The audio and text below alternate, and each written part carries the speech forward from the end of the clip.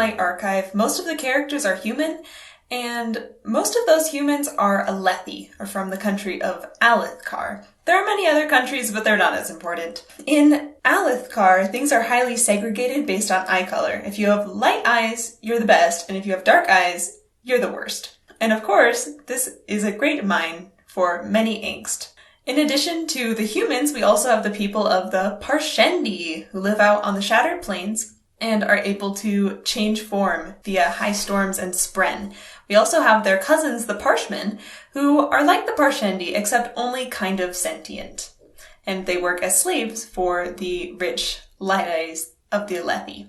In this world, we also have the Spren. The Spren are like the spirits of nature and human emotions that just kind of hang around all the time in cool shapes. The Spren are originally from Shadesmar, which is a place that's kind of like an ocean of glass beads, but then also has some land. It'll come in more later.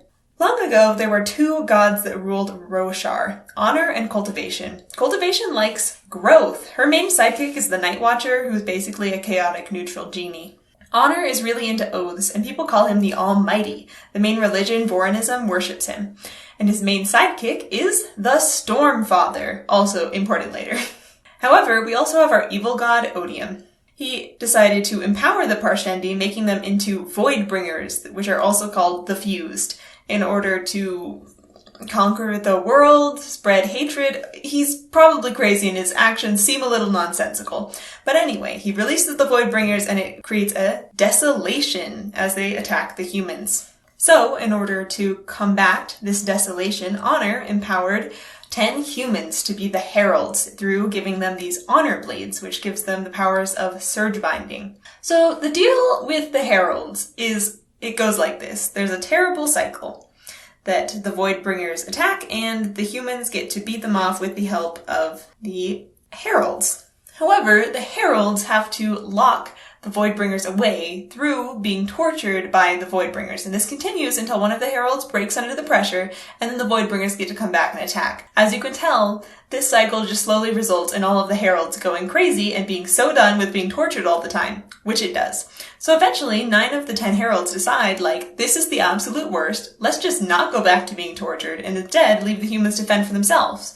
And only the last herald, Talanelli Lin, goes back to being tortured to hold off the return of the Voidbringers. In the meantime, as he holds off the Voidbringers for hundreds and hundreds of years, other humans bond with Spren and become the Knights Radiant. So to do this, they have to swear oaths to be upstanding people, etc., etc. It depends on which type of Knight Radiant they are. And through this, they get to bond with the Spren and get surge binding powers, shard blade, shard plate, etc. However, eventually Odium killed Honor. Oh no! This happened off screen, so people don't care about that much. But the Knights Radiant eventually discover that humans originally started the conflict with the Voidbringers and not the other way around. So, disillusioned, the Knights Radiant abandon their oaths and their Spren and they leave. This is why the humans kind of hate them. This is called the Day of Recreance, and this is why the humans feel that the Knights just abandoned them. So, this is the background of the Stormlight Archive, and in the time of these books, Talanelli Lin has finally broken under the pressure, and the Voidbringers are poised to attack.